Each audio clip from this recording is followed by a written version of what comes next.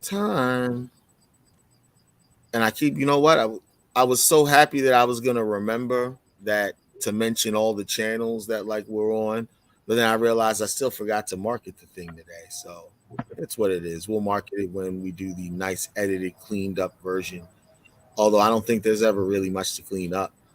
Welcome Mm-hmm. to this week's version of the Brothers and Sisters podcast, the very first one of 2022, season 2, episode 1. I'm so like giddy to be able to say that so tight. Uh, we got a jam packed show, not really jam packed. You know what we're gonna do. Our guest tonight is Erin Miles Cloud, co-founder, co-director, Movement for Family. Yes, Is that right? exactly. That is exactly right. Co-founder, co-director. I like I like to Um, pretend like I do research, but sometimes I just come in cold. So but you and just came in come hot. right You're off the right. top. But that Right. for some yeah, for some reason that stuck. That definitely stuck. Walter, Mia, Shawnee are here. Happy New Year. Can you still say that? When do you stop saying Happy New Year? Now. Now, January 17th. no, Can't say it right anymore. after you see them for the first time Like in the would new it be year, cool yesterday? I Right? think the first time you see Would it, have been cool. Is it 2 weeks? January first time 14th, it's no longer a new year. 2 weeks in, you get a paycheck. When you get a paycheck in Probably. 2022, I don't know, something like that. I don't know. So today we've got a couple of things on deck. Obviously, yesterday was MLK's birthday, so we'll talk about the legacy of MLK. And the Hotep thread that I'm in, there was a lot of consternation about some of the MLK facts that I was throwing out there. Walter's laughing. He's there. Walter's on that thread. Walter's on that thread. So I was just saying things that are like objectively true and people were not happy. So I'll say those things to you guys and you tell me how you feel.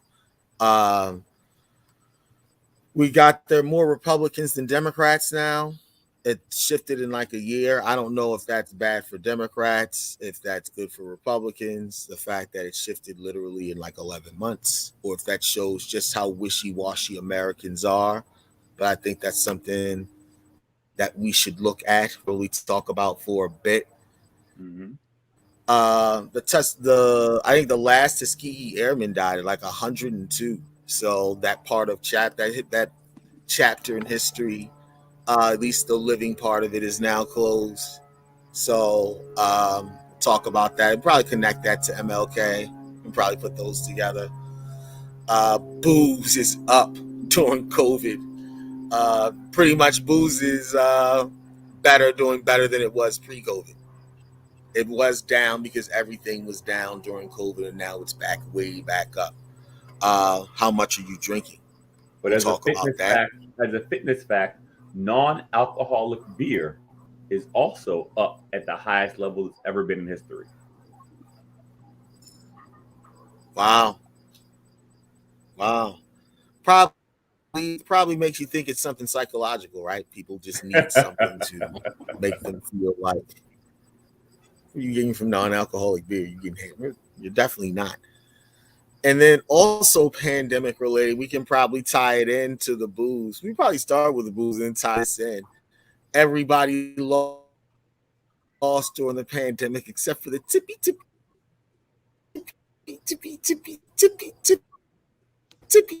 tippy top of like humanity. At least, and like 10 dudes like killed it. Else caught an L. Um, as we go forward in this pandemic, this is probably where we'll start. Um, what do you think we can? What do you think we can learn? What do you think is can be gained from it? Well, you know what? Let's frame it. Let's put some structure to it. Where were you at this pandemic, and where are you now? And do you feel like you're better, worse off, or the same? Ladies, I'm the same. I just Don't relocated. don't I'm the don't be same. afraid to jump in. We are I good. We're good. Nothing gained, nothing lost. No, not at all. It's been an equal exchange for me. I personally haven't lost anything. Is that just, are you talking about just financially? What about emotionally or spiritually? Because everybody financially, I mean, literally, it's 99.999% of people caught an L during the pandemic. So if you find yourself in that group that didn't, like, it really needs to, like, it's, you got to be able to put the what? We're almost at, it'll be 2 years in March, right? Yeah. Yeah. March is Yeah. when March 2020 is when everything shut down, right? Yeah. Yeah. Mm-hmm. You got to be able to look at yourself and then look at what's happened throughout the pandemic, and you're like, yeah, like, where am I? Are you not in the 99% of incomes that had some sort of material loss? And if not, what does that mean? That means at you're first, Jeff Bezos. Like, I feel like the only people that made money were like the really rich people. There were things that happened that provided some level of like resources for people, especially if you had loans, like school loans, they got put off, which opened up some space. But that money's not gone. That money is just kind of like around. I mean, it, I think that freed up consumer space for people to buy stuff, which makes you feel stable, but doesn't actually create wealth, right? So the fact that you feel comfortable in a space where like you had what you would have been paying up to school debt to, a lot of people bought Pelotons, a lot of people bought, a little bit of extra food, a little bit extra, but that's what didn't necessarily like increase your wealth or increase your opportunities, but it really just created opportunities for the really, really wealthy people to get wealthy. It increased the cycle of consumerism that feeds our economy, those boosts that we saw during the pandemic times, and increase our sense of comfort in a very difficult time, right? If you can buy a thing, we can kind of forget sometimes like the complete despair of the economy as it exists altogether. And I think that is how I feel about the pandemic. It was terrible. I mean, it is terrible, but like there's, you find joy in things terrible, like I don't know how to, before and after the pandemic, we're still in it, right? It's not a number line where you're like the net loss. I can't count that yet. We created imaginary spheres of economics around ourselves to make ourselves feel comfortable. And we have yet to see the full impact of what has happened during this time. I think it's interesting when you talk about the continued loss. Go ahead, Walter. Mine is unique, right? So my company got bought out in that February. I started my business from scratch in April of 2020, and I'm making what I was making before the pandemic, except I work for me. And I bought back my life with an opportunity that I would have never sought out pre-pandemic. And we're lucky my wife got promoted at work, so I would say that our situation is better than what it was when we went in. Not that we're. It sounds like it's better. We're not dumb wealthy. We're not the 99 point. We're not that 0.1. And that's where this conversation is actually headed, right? That's where it's heading, right? Like, if you did the same, or if you did better. Yeah, but we wouldn't have done it this way, right? I wouldn't have. I mean, who walks away from a job making $20,000 a month? I wouldn't have walked away from it. I was forced out of it. You're in corporate sales. You don't just walk away from corporate sales and you're making a lot of money. You embrace it and you embrace the suck. But I was able to use some of those skills and find what I really was in love with. My wife said, "Walter, go for it." And she pushed me and it worked out.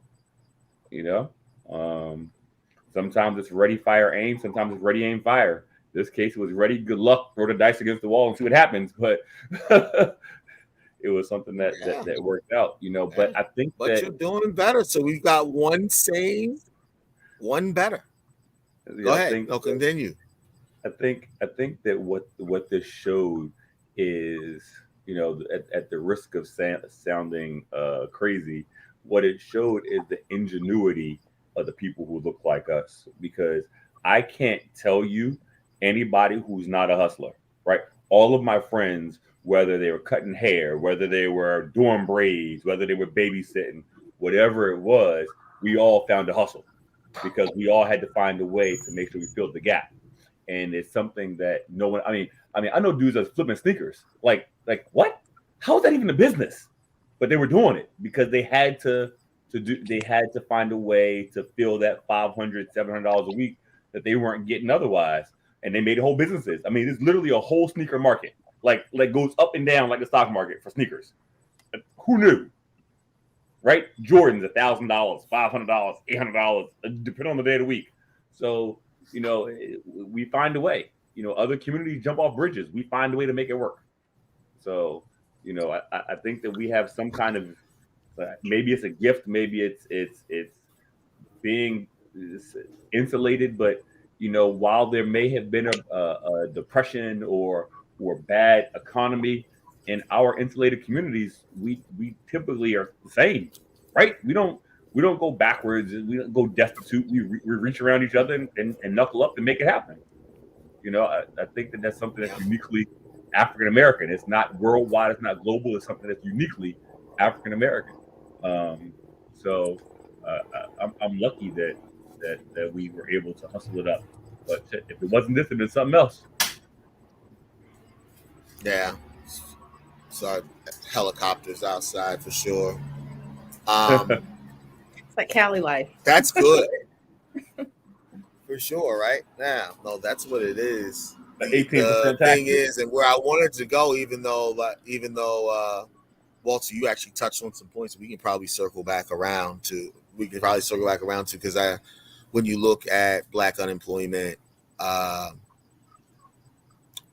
black eviction rates, they're like higher. Everything is the pandemic was pretty bad, right? So, but at the same time, we all personally know people who were able to do things to fill the void, like Walter talked about, to maybe keep things as they are. Erin started talking about what I think is important, it's consumerism, which not only saps, feelings of despair, it saps feelings of, hey, we should probably change this shit, right? Because Mm-hmm. as an old person, I remember watching the protests in the street for Mm-hmm. George Floyd. And I was like, oh, this could be a tipping point, but it was not.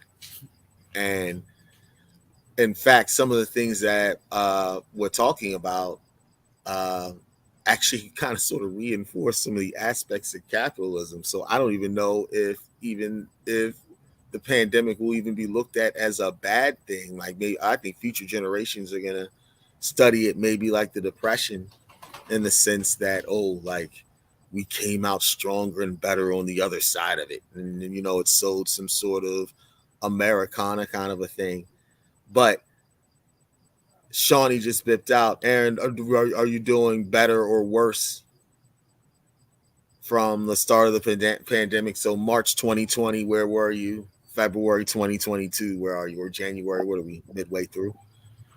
So, I started a movement-based organization, and then the world fundamentally shifted, right? So, like on one level, I went from being a public defender to running an organization, and that's been a plus from like a personal standpoint of like I am my own boss and it's sustained, it still exists. But the world fundamentally shifted and people were in crisis. Like the first couple months of us doing this organization, I live in the Bronx and families were like literally couldn't find a diaper. Like parents Yeah. literally could not find diapers for months, right? And now there are diapers. Like, is that the test of things being better? I don't know, right? Like, I'm just being real. Right? Right? That's what I'm saying. Yeah, Like that to me is not a marker of things being better. We went from, we had obviously we're in the middle of Omicron right now, right? There's a huge spike. We still aren't able to really be in a world where like we can collectively respond to, you know, different variants of COVID. It's not going to go away. I don't know that that is better than where we were, right? Like we can't have collective care. We don't have collective response.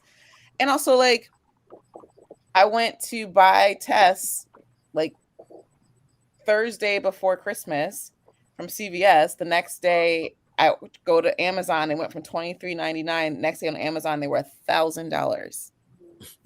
Right? I don't know that that's better.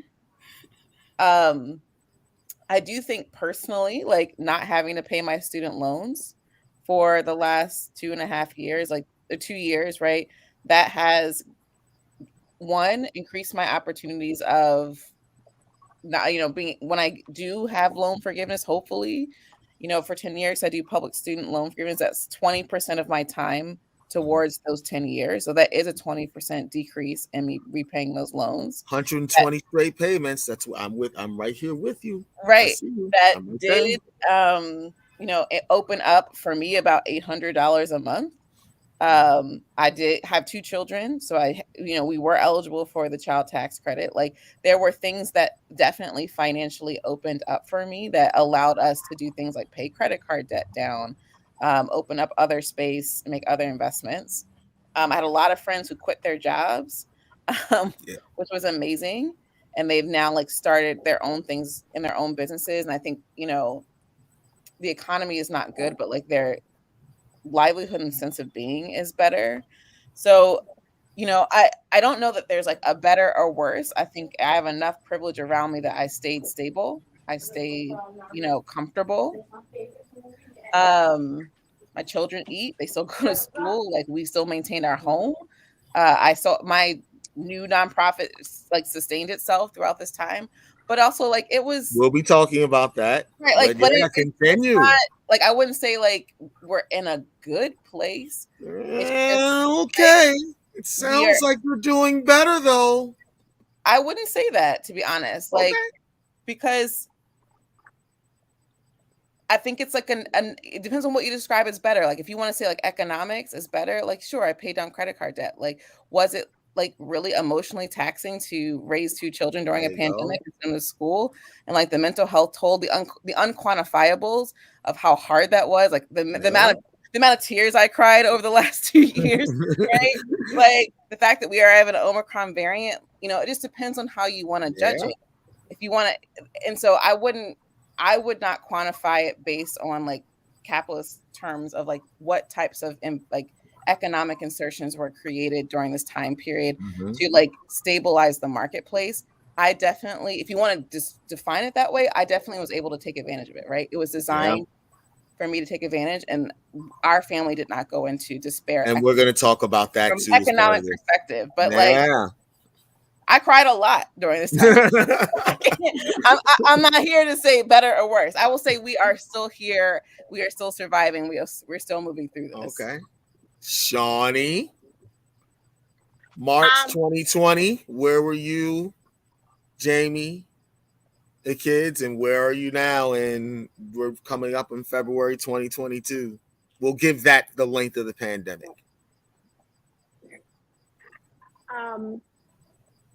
Well, I think like Mia, financially, I think we stay the same. Like, I don't think we saw a significant shift. But like with Erin, with the emotional components, like it's been some rough times. I mean, virtual schooling was rough for all involved. So rough. Yeah. You know, virtual schooling for them while I'm trying to work and Jamie trying to work and trying to manage Brooklyn who wasn't in school. Yeah. It was definitely some rough roads. Yes. I mean, but them being in school now and with me getting 9,000 emails about someone, you know, near them is positive. Does that make me feel better? I don't know. So we're all on here, right? Everybody's doing the same or better. I'm just personally, I'm making more money and paying less rent. Pandemic has been awesome. Like, what does that mean, though? Within the context of are we just privileged Black people? Are there ways that the pandemic affected us with our backgrounds or with, locations, geography, or what we chose to do? Because 99% of incomes dropped. And when I saw this and I was looking at a lot of because some of the pandemic related things, and there's like MLK, and it's like, yeah, like, it's just 50 years post civil rights, one of those things where it's like, oh, like, there's always going to be a privileged few, and that slice maybe has gotten larger than like what it was.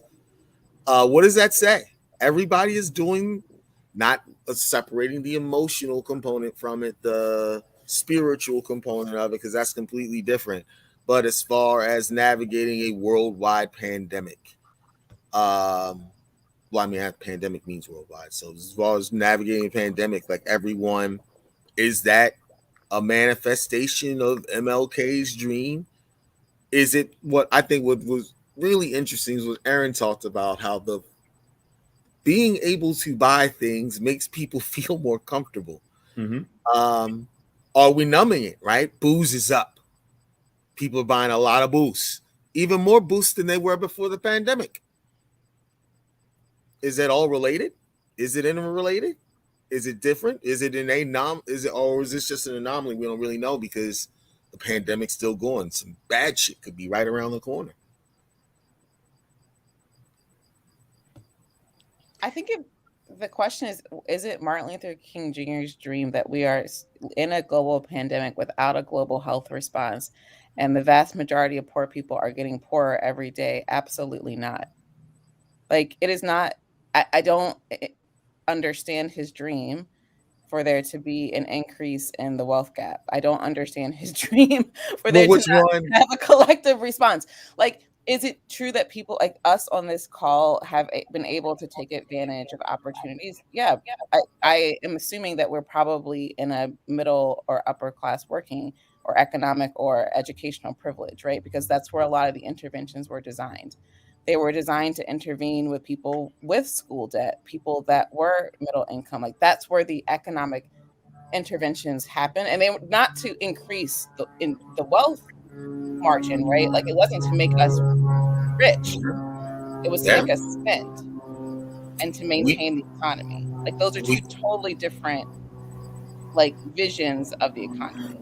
It was to give enough money for people to be able to pay rent to landlords, to like not have a housing. It only strengthens it. I'm just saying.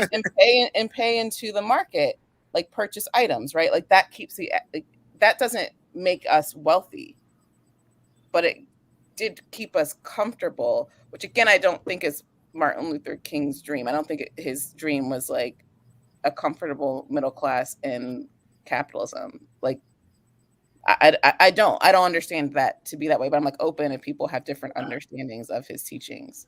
So I think one of the things is, and not necessarily that it's the expansion of the wealth gap, because I think that's just, I mean, we've been on that course. We actually saw a momentary gap in that economic aid from the stimulus, right? Which I guess was the biggest, poverty decreaser since the Great Society, since programs in the Great Society, like, which is actually pretty remarkable.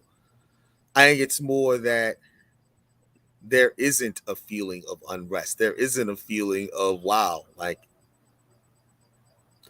the inequality that we have, it's not worth keeping what existed before. In fact, people are strengthening what we had before.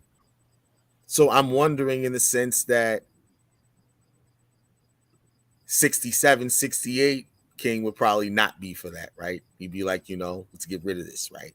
But the one that people learn about in school, the one who was, and we'll get into this because this is where the Hotep thread comes in. The one that, was elevated as an icon would be like, let's not fuck shit up, I don't know. Be peaceful. I think there was. I feel like he'd be okay with this. Yeah, there was an interview with Dr. King, and he said, he wasn't going to Washington for words. He was going to get a check when he was talking about getting money for, the black farmers. He wasn't, because the white farmers are getting the government loans and getting the free money, the low interest loans and stuff like that, and black people weren't getting anything. So he was going to get millions of dollars in money, and he stated that lots of times. So I think that maybe part of this he would have been for, based on his statements. Yeah. Absolutely not.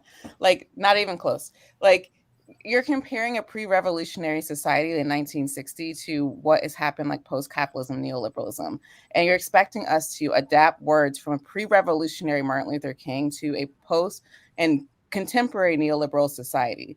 Like, what black politicians are doing now has nothing to do with what were the pre-revolutionary concepts of the 1960s. Now, what I say to you, was Martin Luther King the most pre-revolutionary of his That's right. Absolutely not. Absolutely not. But in comparison to the ideologies of what is put forth now in black politics in particular, like wildly different. See, I Wildly feel like it's a wildly continuation of the same exactly. lineage. wildly though. different. Like, even the concept of what it means to get a check, like in the construct of when those words were uttered during that time period, you can't adapt to what is happening now. You just can't. They're like, a pre-revolutionary society is a different construct. It just is. We're not in a pre-revolutionary society. This is why, like, we're not moving the needle in the same types of ways. Like, we're not there. We don't have the constructs for it there. And there's a lot of thinking, a lot of literature, a lot of movement theory about it. But they're different things. Now, can we hypothesize on what we have internalized a statement in 1960 to mean to us today? Sure. That's very different than taking it from its historical context of how it was uttered in a pre-revolutionary society. That's why it was dangerous. So explain the revolution now. So what was the revolution that happened that makes us a post-revolutionary society? No. A pre-revolutionary society doesn't say that there was, in fact, a revolution. It is the construct of what was happening from an organizing perspective to destabilize the society. Many pre-revolutionary societies did not actually have successful revolutions. So it's not. I'm not saying a pre-revolutionary society meant that there was a revolution. It means that the construct and the opportunities and the organizing that people were taking were to really actually change fundamentally the actual government. So when we're talking about Reconstructionism, when we're talking about, abolition democracy, that was pre-revolutionary thinking. That was to say, we actually do not want this constitution in how it stands. That's not what's happening right now. That's not where people are. That's not where the majority of the organizing action. And there's never, radicalism is never the majority, right? Like, we can never say that. So, but that's what I'm saying. That's kind of sort of the part of it that I'm saying. Though, would MLK 50 years post his movement, like, would he want more radicalization or less? Because organizing, if we're going to get to that discussion, like it's pretty timid now. That's incorrect, but also it's like pretty timid. That's incorrect. Like, anyways, we can have that conversation separately. Sure. Like, if we're saying, like, what I can say, I don't know what MLK would do. He died. He was shot. He was murdered. Like, and there's a reason why they murdered revolutionary thinkers, and there's a reason why that happened. I don't know what our elders would say that were killed in a pre-revolutionary society. What I can say is, like, if you want it, like, is there a world that we have John Lewis? This is not to, like, downgrade much of his legacy, but he did go into a trajectory of very mainstream politics in his life. That is something that we could actually think about, where he was in the civil rights movement and where he ended up in a very, traditional Black politic, and like I just think it's the natural arc, right? I think you see you. So yeah, I guess where you and Walter were. Go ahead. So do you think that W.E.B. Du Bois was wrong? Do you think the talented 10th it has value in today's society? In what way do you mean? So you said that John Lewis was turned into or changed and adapted to modern Black politics. Do you not think it's the responsibility of those who have privilege to help pull up and increase the value of those around them who may not have had the same ability and or afforded the same luxuries? I think those are two different questions. Do I think W. Du Bois is wrong? And do I think that people with privilege should work to decrease privilege? And no, I didn't say decrease privilege. I said increase the privilege of those around them, not decrease. Increase the privilege of those around them, in my mind, is you decrease your own privilege. You can't, in my perspective, you can't increase privilege without decreasing your own privilege, because you democratize the access to everyone around you. So therefore, you have the privilege actually becomes one that's more horizontal.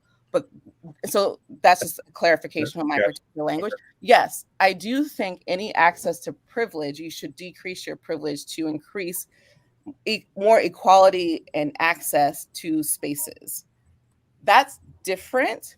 And to me, I understand the question to be different than like the trajectory of John Lewis, right? Like, I think that it is understandable that people de-radicalize over time or shift the way they approach solutions to problems over time. And this is not to say that like John Lewis is a good or bad person. Like, I think he's done a lot of amazing things. I think there is a world where like Martin Luther King could have potentially de-radicalized or shifted his approach to problems over time. That is completely possible. Where we started this conversation was, can we look at his statements at the time right before he was murdered in a pre-revolutionary society and extrapolate meaning as to what they would look like and give us meaning today? I think that's where difficult. You guys started. That's where you and that's where you. I think that is difficult to do. I would say that's a challenge.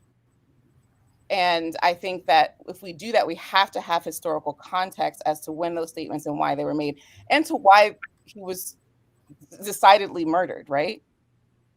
And there are people that weren't decidedly murdered that, again, did not radicalize over time. There is a world where someone could have radicalized over time and actually supported the pre-revolutionary society and tipped change. We have seen that happen. Right? When we think about abolition democracy, that is what happened. So I tried to get fancy and I couldn't do it. Should be scrolling. Couple of things. Sorry, I was listening to everything you're saying. But I wanted to get the graphic up because I think that's it kind of sort of centers the conversation. So there are a couple of things that we kind of sort of should touch on where we've gone. We were talking about the act of organizing, contemporary Black politics, where it was, I guess, 1960s or for Erin saying it's pre-revolutionary, where there's an organizing element now that exists now that did not exist then or started then. Doesn't mean that there was a revolution. We've seen it before. It's not. I'm saying, in the vein of contemporary Black politics from the 1960s, and to my view, and this is where the Hotep thread was upset, I think MLK was a contemporary Black politician, Southern preacher, advocating nonviolence, to using a media structure that, was almost voyeuristic in seeing, the depths of racism. And so, not that he wasn't genuine or sincere in what he was, but I think there was a wave riding. And in fact, when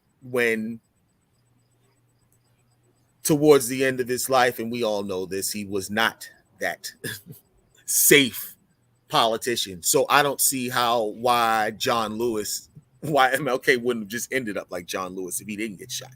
We don't know, right? Like, we don't know. Strictly hypothesizing, which is why I came up with the question, like, where would be, what is this where we are, where 99% of incomes drop, but there hasn't been any real mass rioting beyond George Floyd. There've been, gatherings. And Erin and I disagreed over the state of organization, and we'll probably go into that in the personal interview.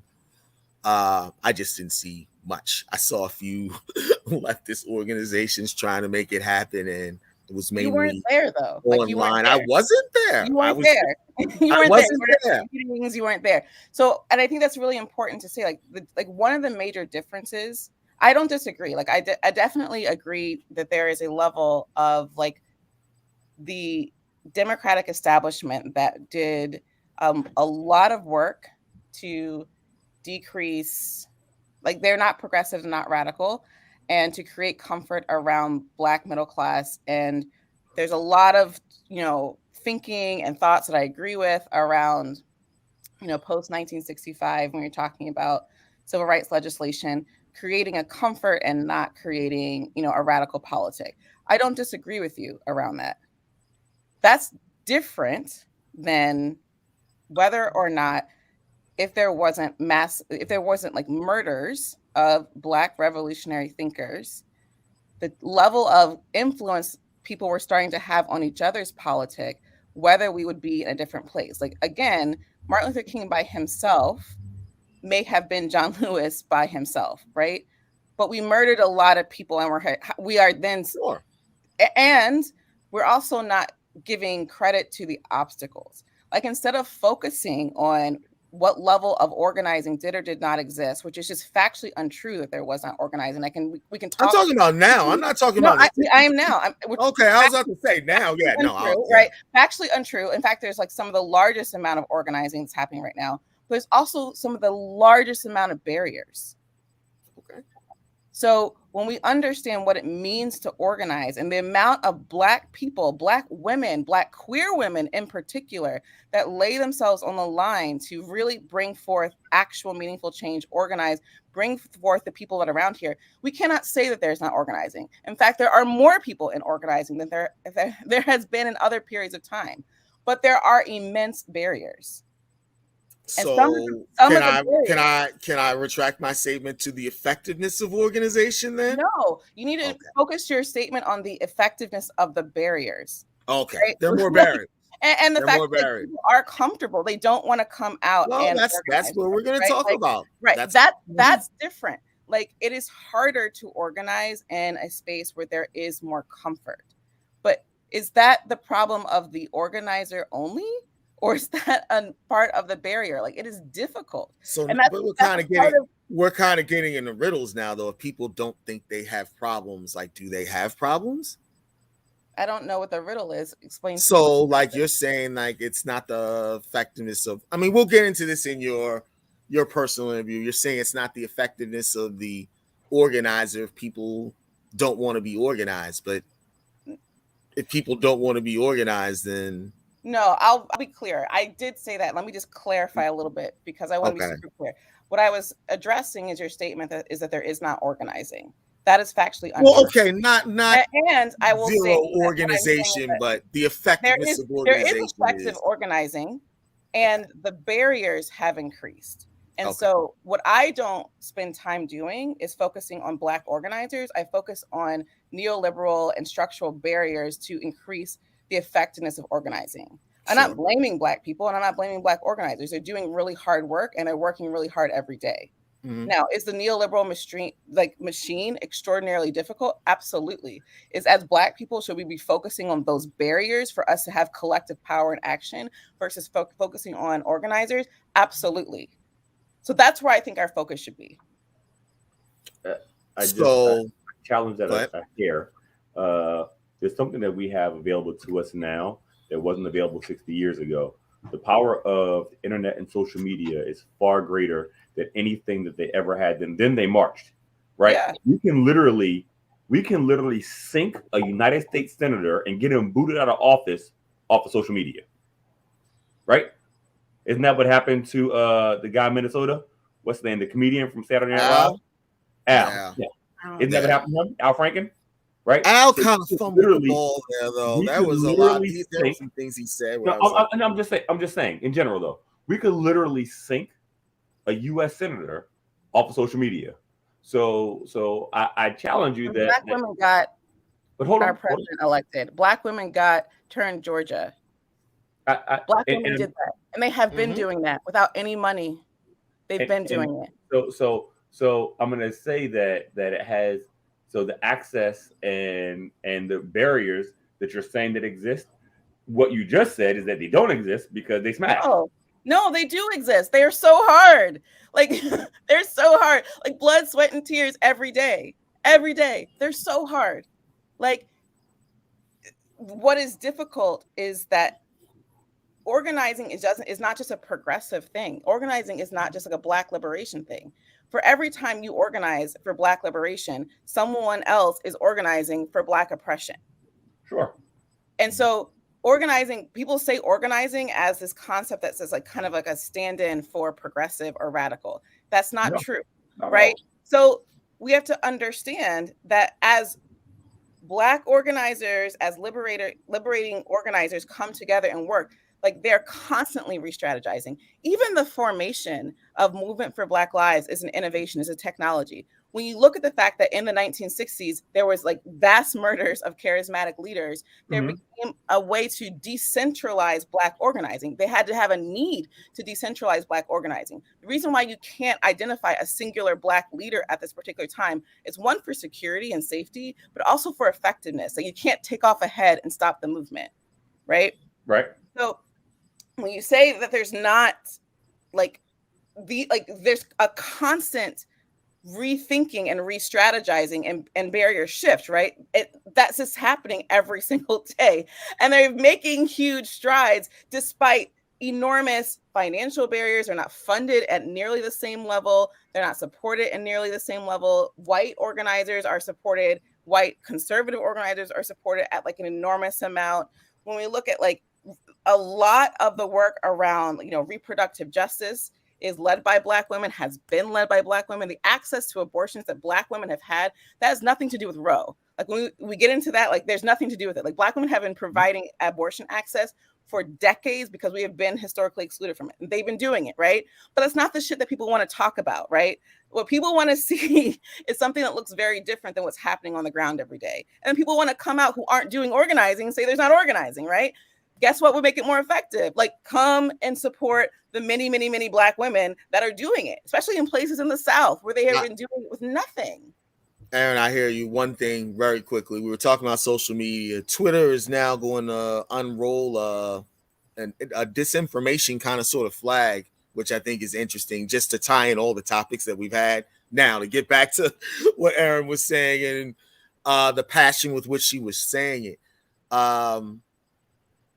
I'm not discounting anybody that's organizing right now. I guess I should make that clear. What I meant to say was, or the effectiveness of organization. Now you disagree that it's an effectiveness. You're saying the barriers are larger. What I'm saying is we aren't seeing the tangible results or gains from organization that, at least in a scale, we saw you want to call it the pre-revolutionary period in the 1960s. What we're seeing is a lot of what we've seen in the pandemic, and that's why it ties all together. Kind of sort of a reinforcement of capitalist principles, kind of sort of a regrounding of capitalism in the sense that now, for instance, we can talk about BLM, right? I love BLM, support BLM. But BLM's probably biggest imprint was corporate sign-off, right? Everybody needs money. It's foolish to think we don't need money, and that's great. But the corporate sign-off is going to end up being the lasting legacy. And to me, that I'm not sure. Or on the other side of that, maybe that's exactly what MLK would have wanted, right? He would have wanted mainstream buy-in on principles, even if they were watered down, even if the organization was validated, by social media and corporate participation. That's all I'm saying. I'm not sure if that's the organization that we would normally think of. Right, but you're talking about organizing. I don't agree with the last thing you said. And we can go back and forth and back. But sure. Let's just go piece by piece. And please do. And then we're going to transition into your interview with your. When we talk about Black organizing, right?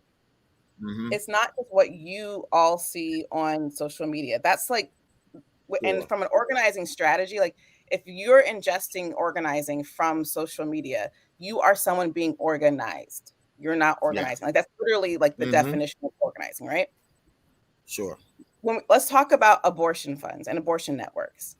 Black women have Mm-hmm. been in organizing abortion networks and abortion funds. And what people may not know about abortion funds, but abortion funds were basically a response to the Hyde Amendment, which essentially said you cannot access federal funds for an abortion, which means people who have Medicaid to get their medical care couldn't get abortions. Black women have been organizing especially in the South, to do abortion funds, which is basically like mutual aid for abortions for decades. That's not a part of people's like mainstream consciousness. They're like, well, that's not BLM. That's not moving for Black lives. Mm-hmm. Therefore, that's not organizing, right? I don't need that. I don't think about getting an abortion, so I don't think about that level of organizing. That's something that is happening, continues to have. They're also on the main line. Sure. They have been and will continue to be the main organizers when it comes to fighting for Roe. When it comes to organizing Black trans people have created housing, have created space, have created visibility. It is nowhere where it should be for survivors and Black trans people in this world. But like, we're not just talking about like the people who have stickers and images and music videos. We're talking about organizing that has happened to increase visibility and access to people's lives. When COVID hit, I was working with Black doulas in the Bronx to provide food, shelter, diapers. Black doulas have created a space. Black midwives have created a space, literally saving Wow. Black birthing people's lives, literally providing access to food, diapers, things of that nature. That's not what people want to think about, because people, and I disagree with the way you talk, the facts around BLM and for BL, right? But there are criticisms within every organizing structure, and I think that's healthy to have. I think we Sure. should have healthy critique of those organizing spaces. But that's not the full picture of what's happening, right? And if we're talking about Mm-hmm. organizing just being about the police, like we are missing a whole like level of organizing happening, especially when we talk about gender equality. Like we're missing a whole bunch. So I just Sure. put that out there to make sure that like we Yeah. are really actually being accurate, that we are being like gender inclusive Mm-hmm. when we're thinking about the many, many levels of organizing that's happening every single day. We have the largest amount of formerly incarcerated women right now organizing that we've ever Yeah. seen. That's I also was part of actually thinking more. I was actually thinking more politically, but it's important that people hear this because they need to, right? Like the work that you're doing is essential, and the issues that you're highlighting here tonight are crucial. Well, I was thinking when I was thinking of organizing, I was thinking more political organizing in the sense of MLK, right? Like, granted, that would be one of my criticisms. I'm not sure if gender equality was high on his list. I'm not sure if LGBT rights were high on his list. that's And not that's true. obviously, maybe they were. I No, mean, that's we can true. look at some of his staff, but No, that's true. within the context of Black mainstream political culture, which was very Southern or very church oriented. You can say that they're different. Obviously, there are churches in the North, but a lot of that is, traditions that came from the South. So there's certain things that aren't going to work. We had a podcast about Andrew Gillen, and we talked about that, right? Mm-hmm. The nature of his scandal. I guess to wrap it up, and like I said, we'll be able to give you like 35, 40 minutes, because I think the passion with which you talk about these issues, you can tell, motivates your work. I was thinking more in the sense of political organizing. I think about, again, you live in the Bronx, like I lived in New York forever. I was thinking about the kind of sort of relative ineffectiveness of, say, like DSA, or like the relative ineffectiveness of certain movements, certain initiatives. And I know you said you already had a bone to pick with organizing being a stand-in for progressivism or progressives within the sense of, you know, the so-called opposition to the Democratic Party. But that's what I was thinking of. That's the kind of organizing that I was thinking of. In fact, I saw a lot of infighting with people who were on the left and organizing versus Mm-hmm. people who were on the left and, getting on nifty podcasts and talking about it. but that's the vein that I was coming from. We lost Shawnee. I haven't even seen Autumn or Sean if they responded, but we've gotten deep into this conversation though. Mia, MLK's dream, is it being lived out by Black people not dying in the streets during the pandemic at a rate that they could have been pre-1960? Is that a win? But aren't Black people still dying in the streets? They certainly are. They certainly are. Yeah. So that But probably less than they would have been in the 1950s or 60s. Are you going to take the W? Is that a W?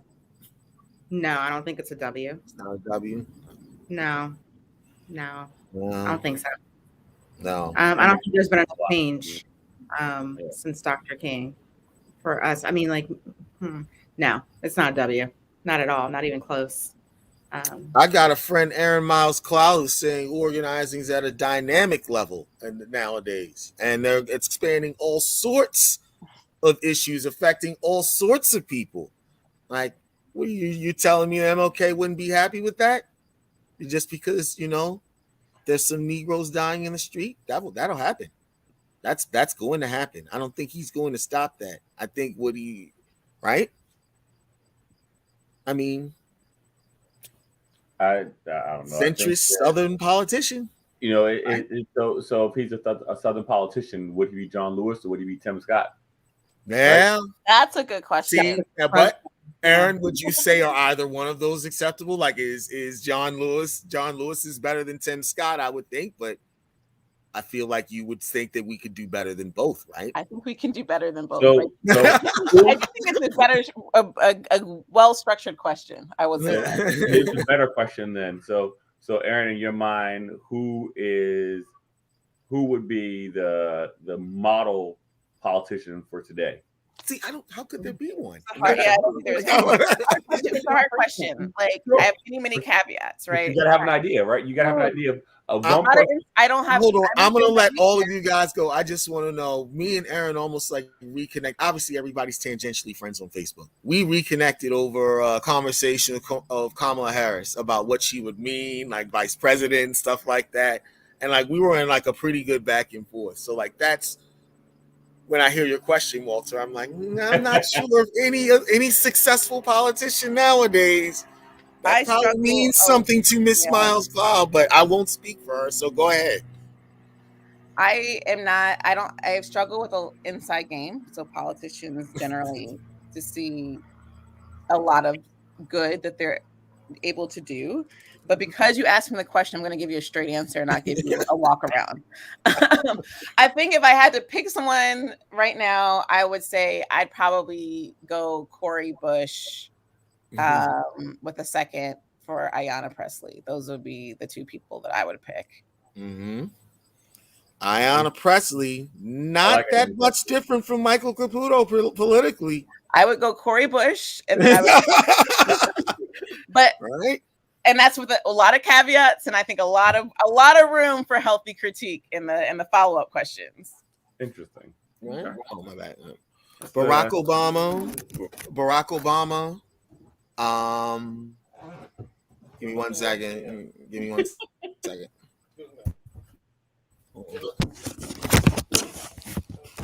I'm gonna fill in for him because I'm gonna co-sign Barack Obama, but I'm gonna make the controversial pick.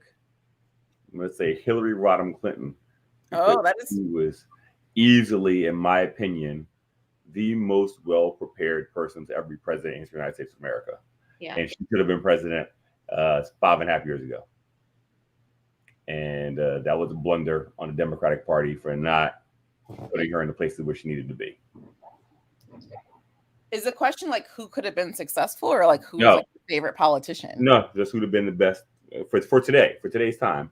Who'd have been the best politician? I think that she would have been the best politician for today's time, only because she has the relation, in my opinion, had the relationships to make government work, unlike Cori Bush or Ayanna Pressley. And I love them both. Like Ayanna Pressley, I'd love her. Val Demings is up there for me too. She's in Val Delta too. I'm married to Delta, so I love Val Deming, but and my parents are both cops, so I'm all in for women in leadership. I just think that Hillary Clinton could have been something special if she was president. And I think that she'd have been able to navigate the course of the world that we have right now far greater than the bullshit we had for 4 years.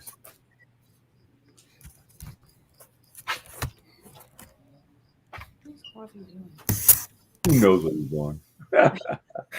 Can you hear me? Can you see me? Yeah. Yeah. We hear you. We just can't see you. We just can't see you. So while he's doing that, let's continue on our journey. We had a good topic. I thought the first one, where'd it go? There it is right there. Hold on. More Republicans than Democrats now. That's a very interesting topic. All those people that flip-flopped in 11 months' time. I read an interesting article on The Economist earlier today, and it talked about it interviewed 6 people or 9 people, and they were like, well, why isn't the president doing anything? Well, he doesn't have powers to do that. Why is he doing this? Well, it's not the president's job. And it just showed how many Americans have no clue on how policy works and how the government works. And I think that leads to people flip-flopping back and forth between Republicans and Democrats, and it makes it impossible to trust polling. I don't believe Democrats are going to get whacked like everyone says they're going to. I think that we're going to maintain the House. The Democrats are going to maintain the House and probably pick up +2 in the Senate, though it doesn't do anything because we're not going to get rid of the filibuster. So, what +2 do you think we're going to pick up in the Senate, though? Well, there are like 6 seats that are in areas that did not vote Trump, and they're I think in Georgia, Warnock is going to hold on to his seat. I think that, hold on one second, I'll tell you. I have Ossoff will hold on to his, because I think the only reason why he got his is because of Warnock. Yeah, Ossoff is until 2024 though. His seat isn't up until 2024. So Warnock's is up. This is a short term one. Not enough light. It's hard. I don't know. I think so. Like, Warnock and Ossoff won't be running in the same. Right, they're separate. Right. So when Ossoff is up for re-election, Warnock's base won't be coming out at the same time. Isn't that right? Exactly. That's correct. And so I do think it's going to be a challenge for him to maintain. Warnock has a big base, right? So like he's that master preacher, like he has that huge base that comes out for him in Atlanta.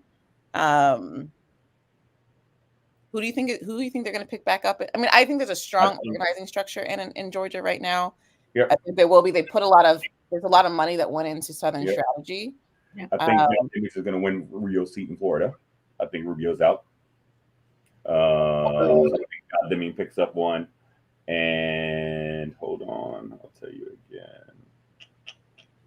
The Arizona seat is going to stay. Yeah. Which I think is a huge misstep. I think her base has to be disappointed. She's totally flopped from what her initial positions were. And I mean, if I were in Arizona, I'd be pissed. I'd be mad that like this is the game that she's trying to run coming into things now. And I think finally the other one, the North Carolina seat, is going to go Democratic. They just elected a Democratic governor, and I think that they're going to go Democratic for the Senate. Those are the 2 big pickups. Everything else I think will stay the same. I don't think Democrats lose any seats this year. I do think we pick up 1 in North Carolina and we pick up 1 in Florida. Okay. Wow. Interesting. My apologies. I hope you guys see me. The lighting is not great, and I don't want to go to, like my room, but I might have to. Dude, put a big background up. Where's Steve off? Huh? Put up a fake background. Yeah. So I think that's going to happen. Because I think that type of poll where they're talking about there's more Democrats, more Republicans, Democrats, it's just like a Rasmussen poll, man. It's a waste of time. It was a waste of money. Yeah, I don't know. Okay. Yeah, I mean, I hate So- to say control. It's like if anything, I would say that there's more independence now. People that would consider themselves like moderates or in the middle, which is still fascinating to me that people think that they can go back and forth in between and actually see change. But to say that there's more Republicans than Democrats, I don't know. I feel like Republicans and how we're used to following their politics and their policies and how they roll. I don't think that Republican base exists anymore. Maybe we should just call them Trump people now or Trumpers. And maybe those Republicans are now the moderates or the independents. I don't know. I mean, what's the guy in Virginia? Gilkin, what's his name? No, the guy in Virginia that was just on governorship. Glenn Youngkin. Oh, Glenn Youngkin. Glenn Youngkin just won. He won by being a not Trumper, but he won on the biggest lie in history, that they're teaching critical race theory in school, in high school, elementary school, and middle school, and by creating this false idea and then blowing it out of the water, you know, he pulled off an improbable upset.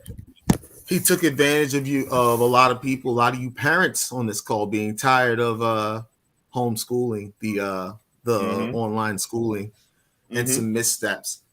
So I want to get my phone, but we got to go into movement for families because I know Erin says she gets tired and sleepy. So we want to make sure that she talks about organization.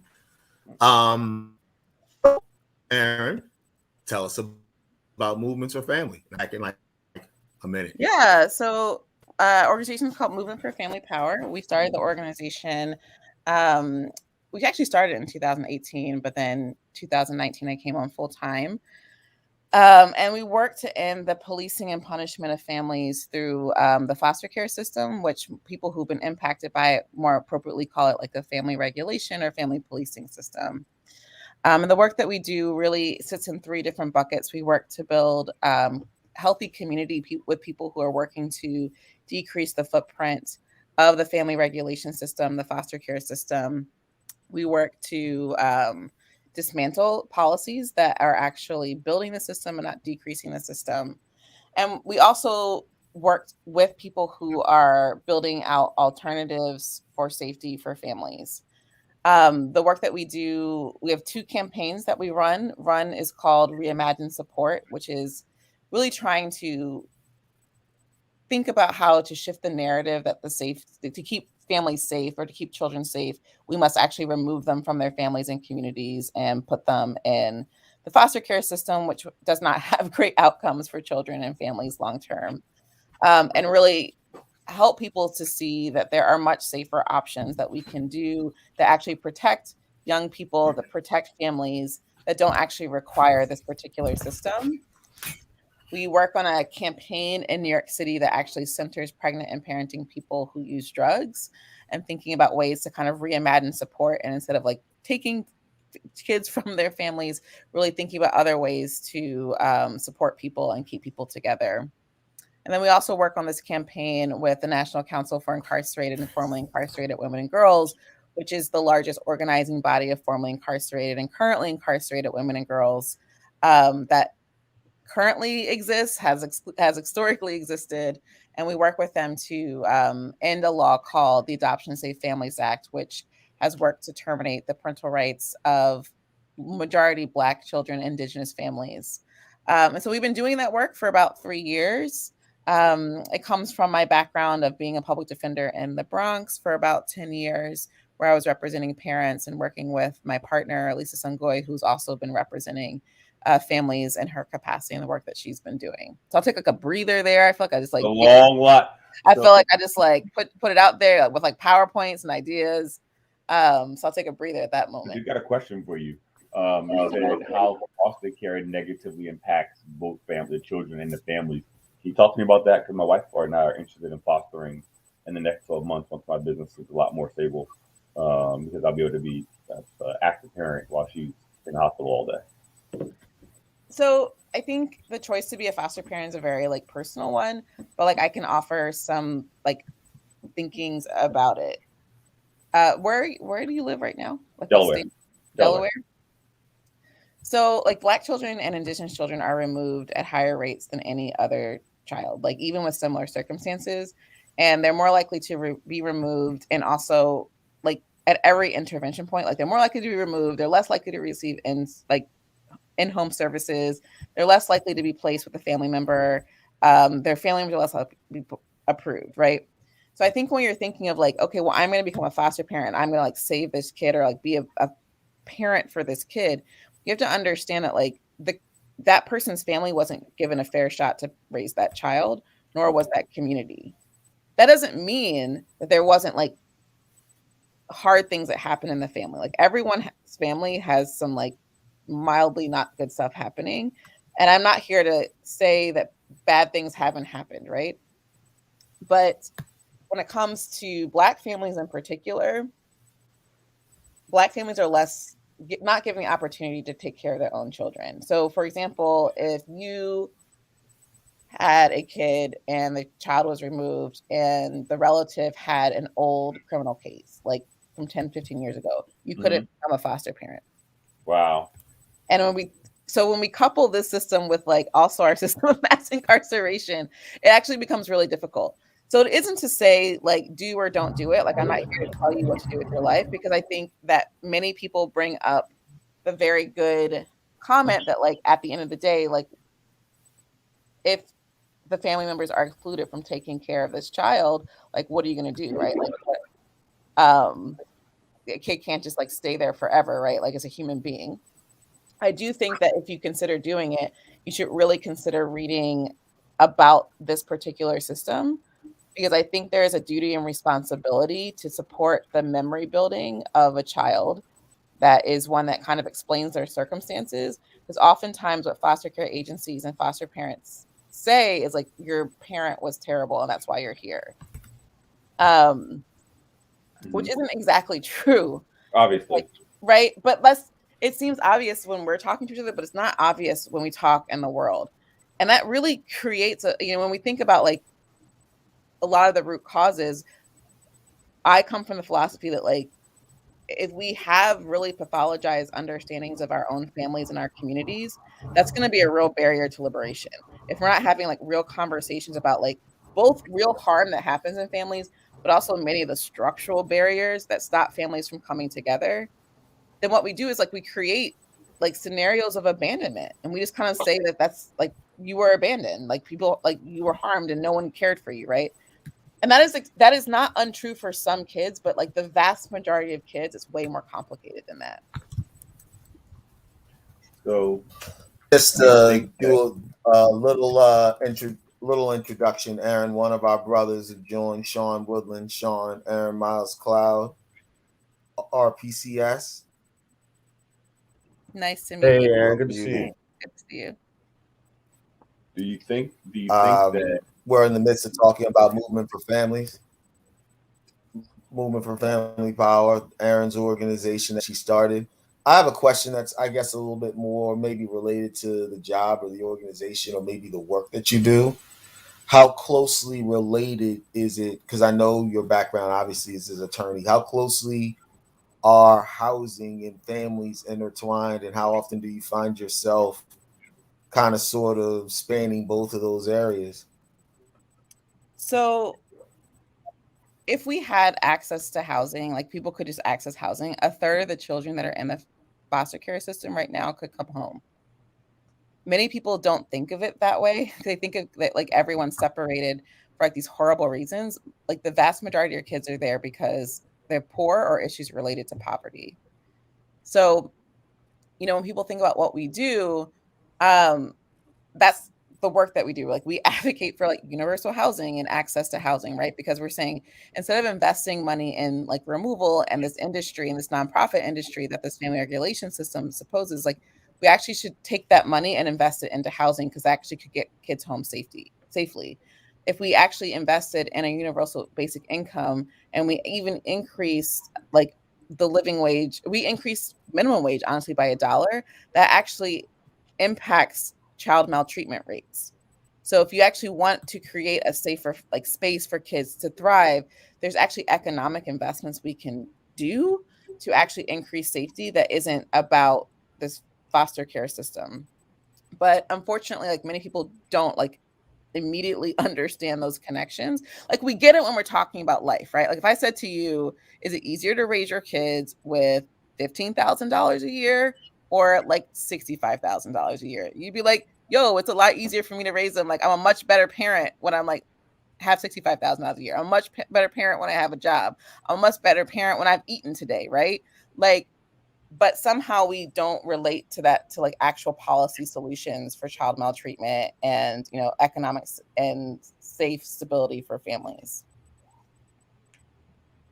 Okay. So what is the next step, or what do you think the step would be? Because universally raising everyone's wages to $50,000 or $70,000 a year, doesn't that affect the price of goods? Because you're not going to freeze the price of goods, because that means the value of the dollar is not going to be the same anymore, right? No, so I'll be more specific. Like, so if the universal, if we increase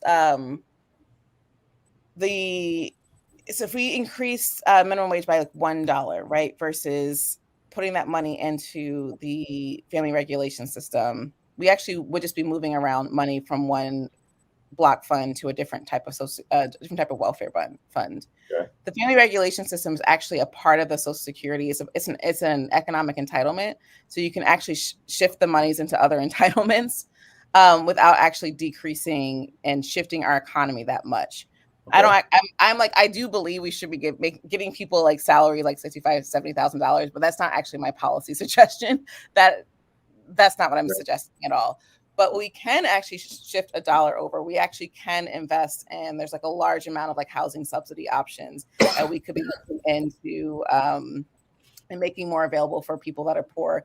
We make them available for foster parents all the time. So there's a huge entitlement program that exists. And it's actually the largest open-ended entitlement program. Right. So it's less about finding new money, but actually shifting where the money already is into other outcomes for other people. So that's good. That's my next question. I didn't mean to cut you off, but that was actually what I was going to ask more specifically. I was trying to walk down that road. Where we were looking to foster to adopt first. And when you foster a kid in Delaware, you get an allowance of like $1,643. Yep. Right? Why do you think it's not normal for our local governments to give that same money to the parents to help them make a better lifestyle of living for their kids? And why is it so difficult for our policymakers to wrap their head around that idea? What's your opinion on that? We don't like poor Black women in our society. Like, we have a long history of shaming poor Black mothers. Okay. And and that's just really why. Like, okay.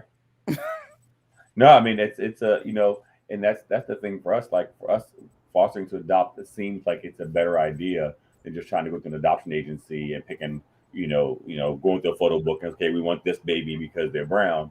Why not help a kid who's 3 years old or 5 years old who may not have had the same chance that we might be able to provide, and maybe in future when things would be emotionally stable for the kids, say, hey, listen, you were adopted as your mom, and maybe reintroduced later on down the road. But I think that it's the challenge. It's the hard part when you're adopting. I think fostering to adopt, you have less likely to have like a consensual reproductive choice. So I do think adoption can be a reproductive choice. I think it's very complicated. Like, so if you look at like international adoptions, even private adoptions can be complicated. I've represented and supervised cases in the Bronx of like over 1,000 people. Like, the vast majority of people want their kids home. And I just think that's something to consider in thinking about, like, most people did not consent to the adoption, whereas a private adoption is something that people consent to. There are ways, if like you do foster to adopt, that you could like ask for what it's called a surrender, a conditional agreement for adoption, which is more of like a consensual agreement. It's not, I would not, it's like a plea, right? Like, a plea is not consensual. Someone Right. said yes to it, right? But it doesn't make it like voluntary and consensual in the same way. I think it's just something, if you choose to do it, you have to say like, this is a really like hard and dirty space, and a kid is just here, right? And I think that if you go into fostering thinking like you're going to give a kid a better life or like save that kid, I think like that's a very complicated place to root parenting when someone else wasn't given $1,300 a month.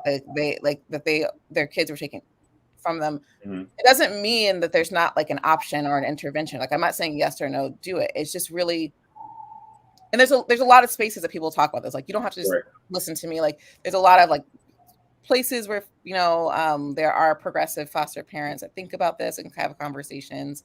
I suggest people read Dorothy Roberts' Shattered Bonds, who's like a great feminist scholar, Black woman, but also wrote and has been studying the foster care system for a long time, just to give some context and framing. Because at the end of the day, like, it's important for our community to have that framing if this is a choice that they decide to make. It's important for children to have that framing, right? That this is the world I was born into, and this is the family that I'm into. And it's not to decrease what the family means, but Right. to really kind of give space for people to kind of come to their own understanding about how they're living their lives, if that makes sense. Mm-hmm. Just to give everybody an update, and especially Erin, because she said she was sleepy. She's getting into sleeping. We got about 14 minutes left. And so the conversation obviously has been fantastic. I'm going to get a little more hypothetical for you. Erin Miles Cloud has a choice of reforming CPS or abolishing CPS. Oh, that's not a hard question. What's her choice? We are fundamentally abolitionists. Like, that's our political theory and political theory of change. And I'm happy to talk to people more about like what that means and what that looks like. I think a lot of people have a misunderstanding of abolition. So I think one of the really amazing things to talk about our prior conversation on organizing, one of the really effective things that organizing did over the last 5 years is make the term abolition mainstream. Like, people know what that word is, and people say it, and they write little memes about it, and they talk about it. That's one step in learning. But many people don't actually understand what it is. So our approach to systems change is that if you look at a system that is rooted in chattel slavery, that is rooted in, and it continues to have just wildly disproportionate outcomes, you can't actually approach that system's change by like agreeing that the system works, right? It's similar to any like problem solving in science, right? Like, you have to like actually put all options on the table to create a solution. That's essentially what abolition is. Like, you have to put all options on the table. You have to say, like, what if we did it totally differently? What would that look like? I think that is less scary to people when you like approach it from an actual like, this is how you solve a problem standpoint. Many people get scared of abolition because they fear that like, well, what if nothing's there? And they think that that's not a part of the actual political theory and social change thinking around abolition. But abolition's political theory is like, you have to actually hypothesize all possibilities of approaching a racist system, but you also have to think about like what actively can be created to interrupt harm and create safety. You can't do them separately. Yeah, that's so. So let's say you're scrapping CPS. What would that even look like? It's a good question.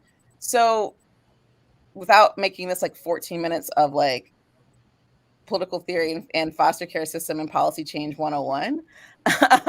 We're at 11 minutes now. We right, at respect 11 minutes, your right? time. Like, We're here to so respect your time. I just want to be, for anyone listening, right? You cannot explain how to change an entire system with a theory in 11 minutes, but I'm going to try to do it in 2. And so I'm going to ask anyone who has questions to read a book and go to our website. It's flashing will, at the bottom. Did you guys see that? there you We need to go, get right? fancy around these parts. Because if you're curious, that's great. Right?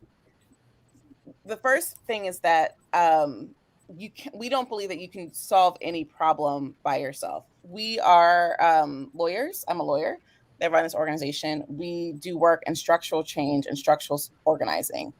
But if we were to attack the problem by ourselves, which is to create policy change, we would be missing a component, which are people who are actively creating the alternatives and the solutions for family safety.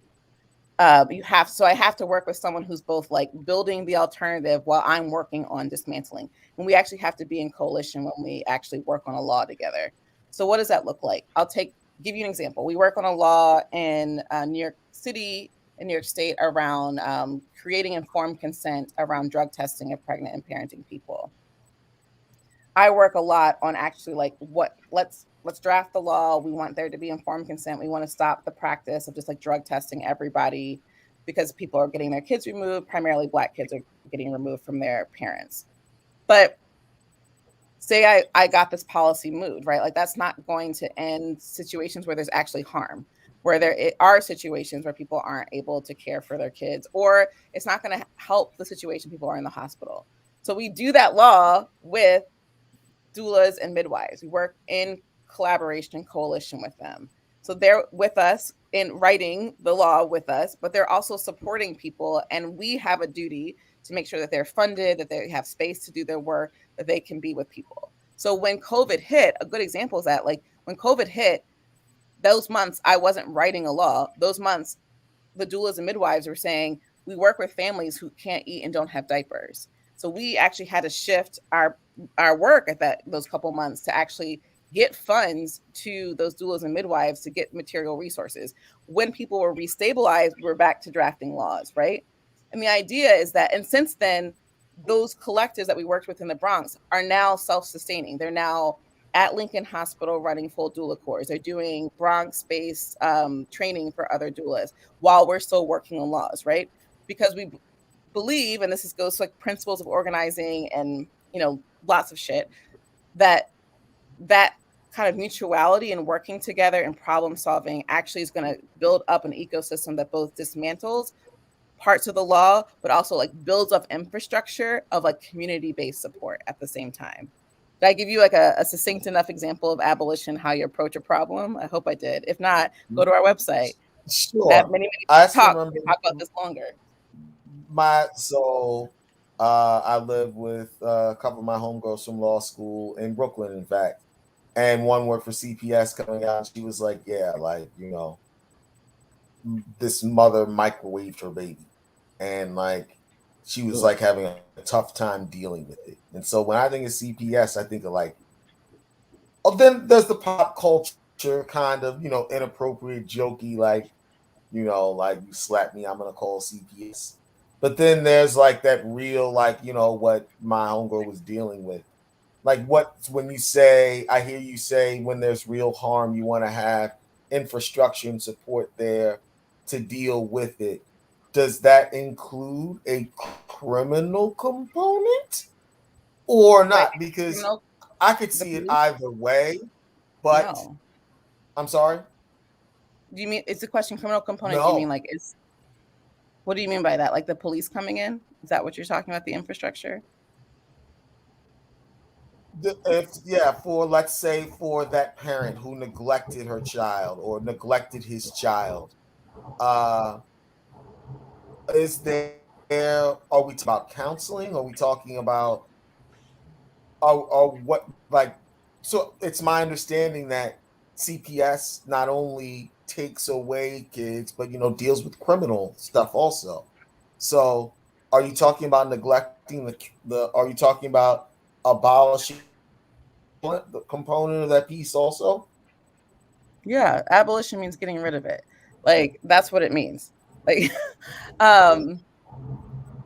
if your question is, are there people that CPS is actually intervening with that have harmed their kids? Yes, 100%. That is true. The vast majority of cases are not are neglect cases, and there's about like 1 to 2%, which are like really serious harm child fatality cases.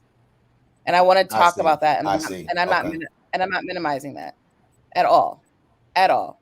Like that is it at all. I think when we are thinking about systems change, like if we think about the police, for example, the vast majority of cases aren't like serious harm cases. They just aren't.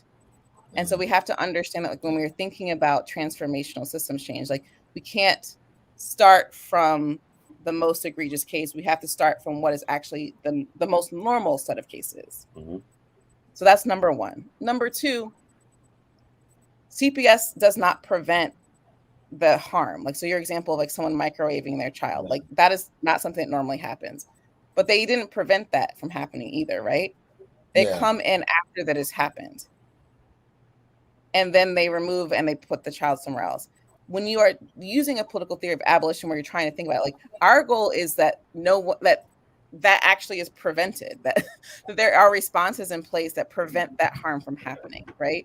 So we take, for example, someone who might have harmed their kid because they like had, you know, an enormous amount of stress raising a child, right? We are like, what has stressed people to the point where they might harm their kid, and what actually can we start putting into places policies where like caretakers aren't so fucking stressed out, right? That is part of what we have seen people talk about during the pandemic, right? Like we're like, it's so stressful, so stressful. Well, like what are we actually doing to make caretaking something that is actually not as stressful? If you feel bad things, if you feel dark feelings, you feel safe. People don't feel like they can talk about that now. They don't feel like they can talk about dark feelings. They don't feel like they can talk about if they have PTSD or if they have postpartum depression. Because if they do, if they say that they like feel like they might harm their kid, they're going to get their kid taken. Whereas like we really need to create space for people to actually seek help for that, right? Seek therapy. But for Black people in particular, like Black people seeking therapy for like postpartum depression has an extremely high rate of child removal. So why would you ever tell anyone, right? And our goal is like to really work, and that's we have policy ideas around that, right? Like we want to end mandated reporting so someone can go to their therapist and talk about it. We don't want to get to the place where someone's just responding to it. At the same time, like harm is going to happen. Harm is inevitable, right? Like, so the third part of it is working with people who actually are like, you know, interrupters to actually like support when there is a need for people to not be separated, right? Like this is not to say the world, everyone should be in the same family they were born into at the same time, right? The question is our government system, the family regulation system, the best at supporting a family if it does separate? Are they the best infrastructure and mechanism if there is harm such that someone needs space from their family, right? Are they actually cultivating safe and supportive spaces? Are children being held in those spaces? Are they secure? Or are we putting Black kids typically in these systems that then feed them into prison systems or group homes, right? So when you're talking about the solution, I'll go back and say it. Like, first of all, the vast majority of these cases are not like abuse cases. Second, we want to focus on what are actual interventions to decrease the stress that actually leads to harm. And third, when there is harm that happens, we don't think this system actually responds appropriately and is actually funneling kids more into harmful other systems than actually supporting them and giving them care. So we want to be working with people who are actually building a different infrastructure to intervene. I like it. Sean, did you want to get in? I was just taking it in, man. I'm sorry I'm late, but don't mind me. So. Oh man, come on. We can apologize for. No need to apologize. Driving around the city all day. Glad to have you on. I gave Erin's been advocating and educating all at the same time, which is exactly what we wanted. We're coming up on the magic 90-minute mark. Like I said, we keep it tight, a tight ship around these parts. Go ahead, Sean. You want to say something? No. My mom used to work in social service. This could be a lengthy conversation. We're going to cut it at 90 minutes, though, only because I like to drive the conversation and stuff like this. You said something very interesting that piqued my attention. You said preventing things like that from happening by giving parents a safe space to talk about their stress, how do you prevent someone from not being a good parent? Well, I think that that's a very loaded question. Like, Sure, who's to it say, is. It like, who's to say is. what is a good parent, right? Like, I think that's Exactly right, and that's the right. point. Like, we live in a world that like has an idea of what is a good parent based on like white heterosexual ideas of like parenting. So one thing is that many of us as Black people are like not considered to be good parents because that we're not the paradigm of parenting, Hmm. first and foremost. Second, everyone struggles. Like everyone struggles. The reality is like everyone's out here struggling to raise kids. I have 2 kids. Every day is not perfect. There are not spaces for especially Black caretakers, Black women, to talk about how hard it is. To talk like the goal is Instagram and Pinterest. It's not like let's talk about the horrible and hard times, right? So like how do I get better as a parent if like we can't even talk about it, right? How do we and parenting is super siloed, right? It's not, it's super siloed, it's super private, it's super in like its own bubbles. We don't have spaces to like actually like see each other parent anymore and to like check people on parenting. And in fact, like checking people on parenting is like no longer, it's like not socially acceptable to do. And and Yeah. and so part that those are the conversations to have, right? Like we are all capable of being, we are all imperfect parents, those people who parent, and we're all capable of being good and bad. And we have days where like if you just shone a light on us, people would probably say I was a bad parent. If you shone a light on me a different day, people might say I was a good parent. The reality is like how do we shine a light on all those days and make it more accessible for people to get that information, or make people like more transparent and talking about parenting in a way that we could actually check in and check people. Right now we can't do that. Like and that gets into a whole spiral of like maternal shame, misogyny, the fact that Right. like caretaking is a women's sport, right? Like, and so it's been treated very differently, and we judge it a lot differently because of those things. And that isn't to say that Black fathers are actually the most involved fathers of all demographics. Like, even despite what the stories say, that's Hmm. typically true. But this is a highly gender, like this is when you think about like raising family and caretaking, and from a legal and social structure perspective, it's deeply, deeply, deeply gender. It's deeply gendered, deeply racialized, and as Yeah. it's really steeped in heteronormativity. So long answer, many The books to white male read, perspective. I don't have any books to read. I gotta. many podcasts to listen to. Right. Right. Um, The white male but good standard question. for It's a good sure. question. Aaron, do you want to? Can you leave? You want to leave us with words of wisdom? Any plugs for Movement for Family Power? Anything like that? This was live today. Then we'll have an edited version. The producer will go through it, and we will re-release it and put it on the site also. So that probably won't happen for many weeks down I the think line. So, but we were live. So, anything you want to leave the audience with? Yeah. I think if people are skeptical, they should like really listen to and follow some of the organizers out there that have been organizing that are parents impacted. So I would ask people to follow like at JMAC for Families, um, Operation Stop CPS frequently puts up conversations and families that have been fighting the system. They can follow us on, you can catch me in the Twitter, the Instagram, and all those things. But I really hope people stay curious. And that's what I'll leave people with. Like, there is a better way that we can approach family safety.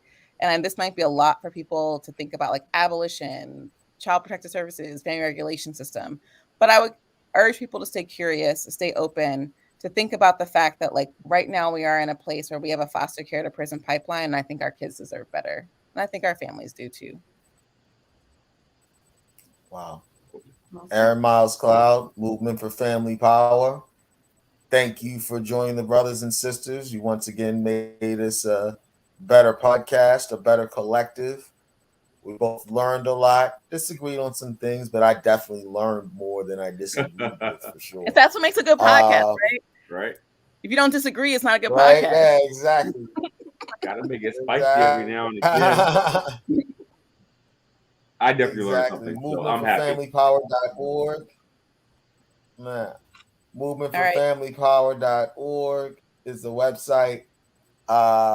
She'll give us when we do the write up, we'll do all of her social media and stuff like that too. I know you said it, I just forgot it though.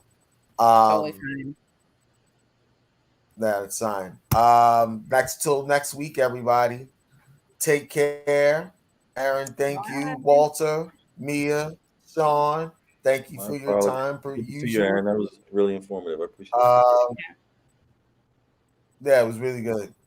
And I'll see you for next week. Erin, as I said before, you're an honorary. You're a brother or sister now, so you'll be able to kind of sort of participate in this ecosystem that we've created over now. One whole season, and one episode in a season 2. All right. Dope. You guys All right. take care. It's almost right before 11 o'clock too, right? There it is. Perfect. All right. Bye, everybody. Hey guys, have a good night.